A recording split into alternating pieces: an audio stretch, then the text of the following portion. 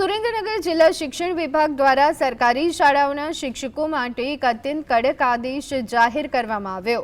જિલ્લાની સરકારી શાળાઓમાં ફરજ બજાવતા કેટલાક શિક્ષકો શાળા સમય બાદ ખાનગી ટ્યુશન ક્લાસીસ ચલાવતા હોવાની વ્યાપક ફરિયાદો ઉઠતા શિક્ષણ અધિકારીએ તપાસના આદેશ આપ્યા છે।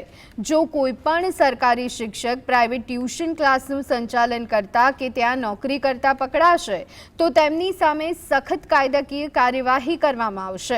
અધિકારીઓએ શિક્ષકોને ખાનગી હિતો છોડી સરકારી શાળામાં ભણતા વિદ્યાર્થીઓ પર ખાસ ધ્યાન આપવા ટકોર કરી પ્રાઇવેટના સ્થાને સરકારી શાળાઓને જ વધુ સ્માર્ટ બનાવવા અને પરિણામલક્ષી કામગીરી કરવા માટે કડક સૂચના આપવામાં આવી, જેથી શિક્ષણનું સ્તર સુધારી શકાય।